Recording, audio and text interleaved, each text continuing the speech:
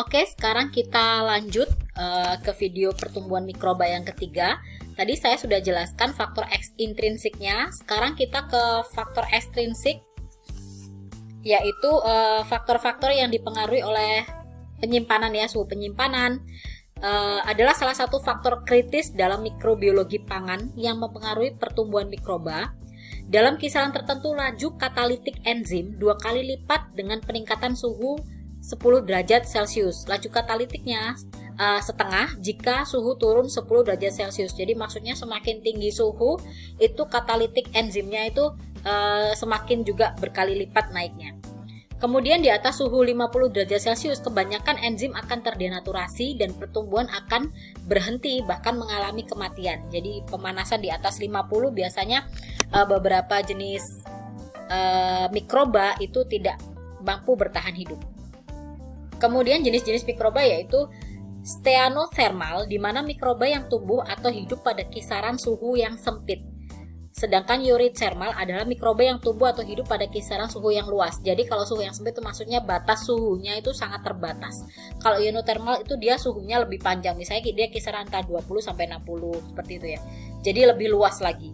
Kalau psikotrof yaitu bakteri yang tumbuh optimum pada 20 sampai 30 derajat Celcius, tetapi masih tumbuh baik pada suhu-suhu ekstrim seperti 70 derajat Celcius atau lebih rendah, yaitu pada suhu refrigerator.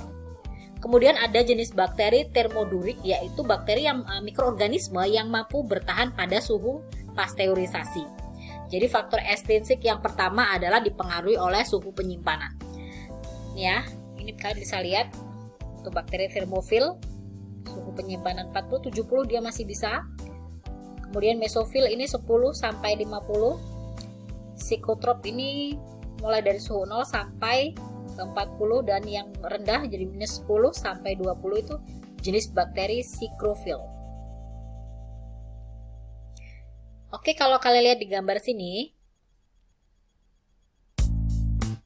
ini kan suhu di 20 derajat Celcius dan 7 derajat Celcius. Ternyata pertumbuhan bakteri yang paling cepat adalah di suhu 20, suhu yang lebih optimum daripada suhu yang lebih rendah 7 derajat Celcius. Dalam 2 jam saja sudah jadi 16.000 bakterinya, sedangkan pada suhu 7 derajat Celcius atau dingin itu masih 2.000. Setiap kelipatan 8 jam di sini sudah sampai 4 juta dan di sini masih 4.000. Jadi suhu penyimpanan itu sangat-sangat berpengaruh terhadap pertumbuhan mikroba. Contoh mikroba dalam makanan yang penting pada suhu ekstrim. Kalau psikotrof itu dia tumbuhnya di suhu optimumnya 20 sampai 30, tapi dia bisa hidup juga di dalam kondisi suhu ekstrim yaitu 70 derajat Celcius atau bahkan yang lebih rendah yaitu suhu refrigerator ya. Contohnya adalah galur-galur dari genus Pseudomonas, Enterobacter, dan Alkaligenes. Kalau kapang contohnya Aspergillus dan Temnium. Terus termodurik yang umum dalam makanan adalah galur dari genus Micrococcus, Enterococcus, dan Lactobacillus. Termodurik tadi apa? Tahan terhadap suhu pasteurisasi. Bakteri yang masih tahan terhadap suhu pasteurisasi adalah yang Micrococcus, Enterococcus, dan Lactobacillus, yaitu tumbuh. Kalau Enterococcus fecalis itu tumbuhnya dari suhu 0 sampai di atas 30 derajat Celcius. Kemudian bakteri pembentuk spora yang bersifat termofilik, ya contohnya adalah Bacillus dan Clostridium. Ada juga bakteri patogen psikotrof seperti Clostridium botulinum tipe E dan Listeria monocytogenes serta Yersinia enterolytica. Faktor ekstrinsik yang kedua adalah kelembapan relatif dari lingkungan atau relative humidity. Makanan dapat menyerap atau kehilangan air selama penyimpanan itu tergantung dari kelembapan relatif lingkungan di sekitar. Kalau kelembapan lingkungannya itu tinggi, kelembapan lingkungan penyimpanan tinggi, itu makanan lebih mudah menyerap uap air dari lingkungan sehingga water activity-nya juga lebih tinggi. Karena water activity-nya tinggi, itu dia menyebabkan mudah sekali pertumbuhan mikroba terutama di permukaan. Rawan terjadi pada makanan kering yang AW-nya rendah ya. Kemudian kalau kelembapan lingkungan penyimpanannya itu lebih rendah, maka makanan akan melepas air ke lingkungan, jadi jarang memicu pertumbuhan mikroba, tetapi sering terjadi penurunan mutu karena perubahan tekstur dari makanan tadi, jadi lebih kering atau lebih keras. Pengendalian untuk mencegah perubahan kelembapan makanan selama penyimpanan itu bisa dilakukan melalui formulasi, kemasan, dan modifikasi dari kelembapan relatif lingkungan. Faktor ekstrinsik yang ketiga adalah keberadaan dan konsentrasi gas tertentu. Yang pertama adalah keberadaan dan konsentrasi oksigen atau O2 berpengaruh pada kerusakan makanan oleh mikroba terkait dengan sifat mikroba berdasarkan tipe metabolisme oksidatif atau fermentatif, kemudian ada atau tidaknya enzim penetral radikal dari O2, keberadaan oksigen dan berpengaruh terhadap oksidasi reduksi tadi ya, EH. Kemudian pengaruh kadar CO2. Penambahan gas CO2 dilakukan dalam penyimpanan dengan atmosfer termodifikasi atau MAS. MAS sendiri diterapkan untuk memperlambat kebusukan buah-buahan seperti pir atau apel akibat kontaminasi dari kapang. Yang paling peka atau sensitif terhadap kadar CO2 ini adalah bakteri gram negatif. Oke, ini adalah radikal dari oksigen dan enzim penetral. Dan yang selanjutnya adalah ozon. Ditambahkan dalam penyimpanan untuk efek pengawetan pada makanan tertentu. Pada konsentrasi beberapa ppm, ozon sendiri efektif menghambat berbagai mikroba. Tetapi ozon itu nggak bisa digunakan pada makanan yang kandungan lemaknya tinggi karena bisa memacu ketengian. Jadi baunya jadi tengi. Sebabnya adalah ozon ini bersifat sebagai oksidator yang kuat. Kemudian faktor ekstrinsik yang keempat adalah keberadaan dan aktivitas mikroorganisme lain. Jadi antar mikroorganisme atau antar mikroba ini juga saling berlomba. Ada yang memberikan keuntungan atau simbiosis mutualisme, ada juga yang saling menghambat atau membunuh satu sama lain.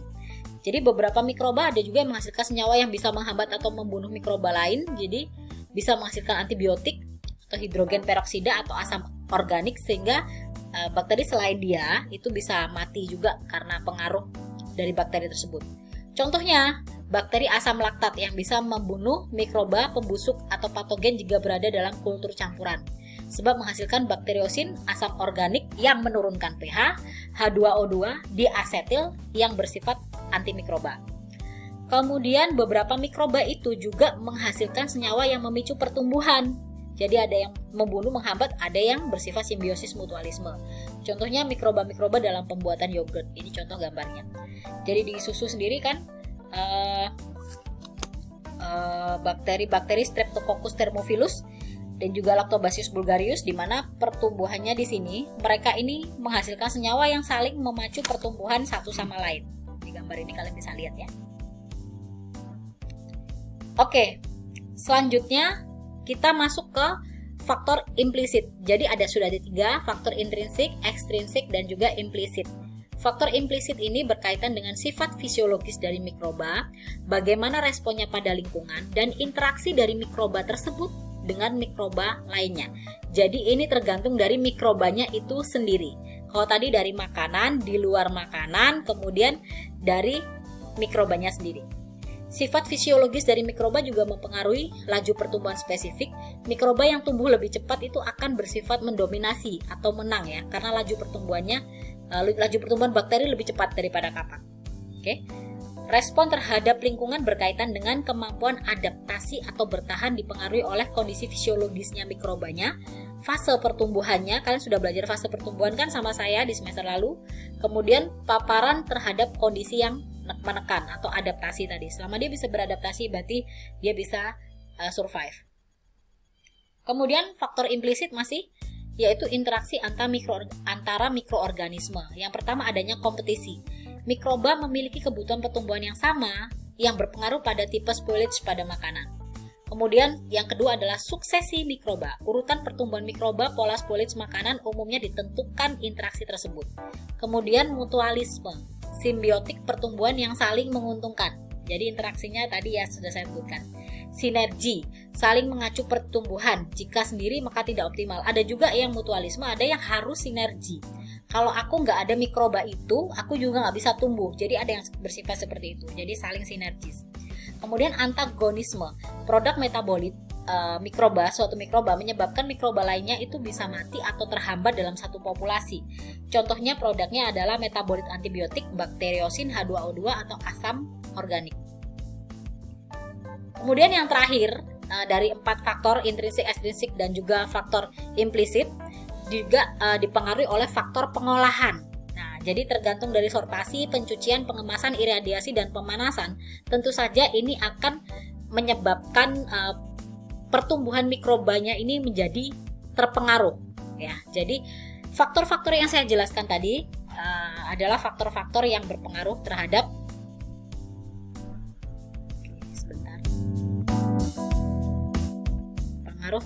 pertumbuhan daripada mikroba pada suatu makanan, ya. Jadi saya ulangi lagi, yaitu faktor intrinsik dari makanannya, faktor ekstrinsik dari lingkungan penyimpanannya, dan faktor implisit dari mikroorganisme itu sendiri, serta faktor pengolahan.